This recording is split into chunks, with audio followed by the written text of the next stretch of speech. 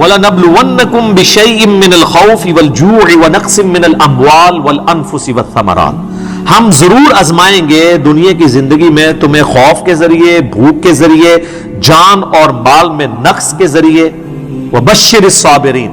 اور بشارت ہوگی صبر کرنے والوں کے لیے۔ تو یہ ساری تکلیفیں، ان کو آپ مکافات عمل کہہ کے نہیں جان چھڑا سکتے، یہ اللہ کی طرف سے آزمائش بھی ہو سکتی ہے کسی کے اوپر۔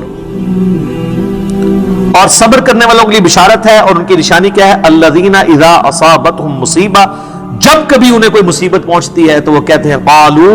انا للہ وانا الیہ راجعون، بھئی ہم بھی تو اللہ کی طرف سے آئے تھے، ہمیں بھی لوٹ کے اللہ کے پاس جانا ہے، اگر کوئی تکلیف آئی ہے تو یہ بھی چلی جائے گی نا۔ سب سے بڑی تکلیف کیا ہے؟ موت، وہ بھی تو ہم پہ آنی ہے نا، تو اس سے پہلے اگر کچھ چھوٹی تکلیف آئی ہے تو اللہ کی طرف چلی جائے گی۔ اس کانٹیکسٹ میں ایک حدیث ہے صحیح مسلم میں بڑی زبردست، ام سلمہ کہتی ہیں کہ جب ابو سلمہ میرے خاوند فوت ہوئے،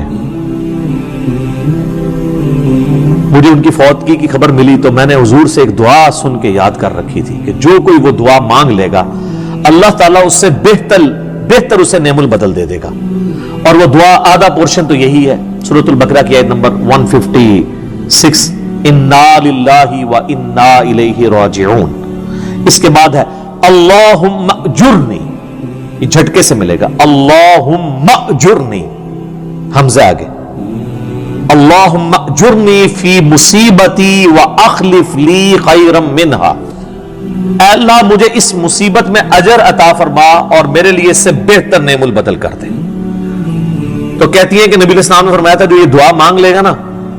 تو اللہ تعالیٰ اس کی کمپنسیشن فرما دے گا، اسے بہتر نعم البدل دے گا۔ کہتے ہیں میں نے دعا تو کی، پھر میں یہ سوچتی تھی کہ میرے خامن جیسا تو کسی کا خامن نہیں ہوگا، ابو سلمہ جیسا خامن مجھے کیسے مل سکتا ہے؟ تو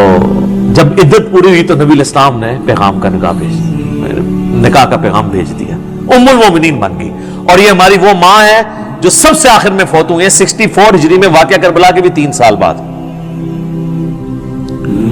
تو اس دعا کی یہ دعا یاد رکھیں، چھوٹی موٹی بھی کوئی بھی تکلیف، کوئی بچوں کو پہنچتی ہے گھر میں، کسی کو زخم لگتا ہے،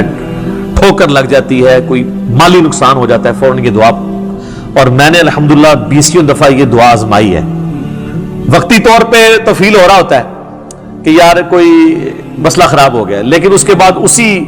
شر کے اندر خیر چھپی ہوئی ہوتی ہے، وہ مل جاتی ہے۔ اس آپ دعا کو یاد رکھیں، اور صبح شام جو چھوٹی موٹی کوئی خبریں بھی آپ کو ملتی رہتی ہیں نا، اس کے اوپر آپ یہ دعا پڑھتے رہیں، یہ آپ کے لیے ایک بہت بڑا وظیفہ ہے انشاءاللہ تعالی۔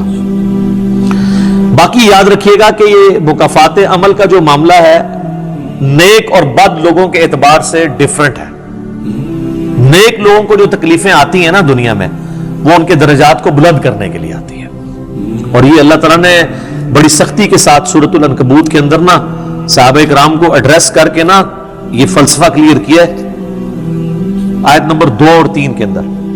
احسب الناس ان یترکوا ان یقولوا آمنا وهم لا یفتنون، کیا لوگ اس گمان میں ہیں کہ انہیں صرف اس بات پہ چھوڑ دیا جائے گا کہ وہ ایمان لے آئے اور ہم ان کی آزمائش نہیں کریں گے؟ وَلَقَدْ فَتَنَّ الَّذِينَ مِن قَبْلِهِمْ، بے شک ہم نے ضرور آزمایا تھا ان سے پہلے لوگوں کو، فَلَيَعْلَمَنَّ اللَّهُ الَّذِينَ صَدَقُوا وَلَيَعْلَمَنَّ الْكَاذِبِينَ، تو اللہ تعالیٰ ضرور جانچ کر رہے گا کہ کون سچے ہیں اپنے دعوے کے اندر، کس دعوے میں کہ غلامی رسول میں موت بھی قبول ہے، اور کون صرف نعرہ بازی کر رہے ہیں۔ اللہ تعالیٰ ان کو ظاہر کر کے رہے گا، جانچ کے رہے گا۔ تو یہ اللہ تعالیٰ نے اپنا اصول رکھا ہے، یونیورسل ٹروتھ ہے۔ اس کانٹیکسٹ میں صحیح بخاری میں ایک حدیث ہے، صحابہ کرام نے جب کافروں کی تکلیفوں کا ذکر کیا نا حضور سے، تو آپ نے فرمایا صبر کرو، اللہ کی قسم تم سے اگلے لوگوں کو زمین میں گاڑا جاتا تھا، سر کی مانگ پہ آرا رکھا جاتا تھا اور کہا جاتا تھا کہ اسلام چھوڑ دو، اور وہیں ان کے 2 ٹکڑے کر دیے جاتے تھے، وہ اپنے دین پہ قائم رہتے تھے۔ لوہے کی کنگیاں ان کے گوشتوں پہ پھیری جاتی تھی، حتیٰ کہ ہڈی تک پہنچ جاتی تھی، تب بھی وہ اپنے دین پر ثابت قدم رہے۔ تو نبی الاسلام نے اپنے صحابہ کو اگلے لوگوں کی یہ تکلیف گنوائی۔ تو اب وہ جو اتنی تکلیفیں کاٹتے رہے ہیں، وہ کوئی مکافات عمل نہیں ان کے لیے ہوا، آزمائش تو ہوئی ہے نا جی۔ تو نیک اور برے لوگوں کے اعتبار سے ڈیفرنٹ ہے، یہ ذہن میں رکھیے گا۔ बुखारी और मुस्लिम की मुत्तफकुन अलैह हदीस है। नबी इस्लाम फरमाया, मुसलमान को कोई भी तकलीफ पहुंचती है, दुख दर्द बीमारी, कोई अंदेशा, अंदेशा कहते हैं ज़हनी टेंशन को, सिर्फ कि ये ना हो जाए, हत्ता कि उसके पांव में कांटा भी चुभ जाए, तो अल्लाह ताला इसके बदले में उसके गुनाहों को माफ कर देता है।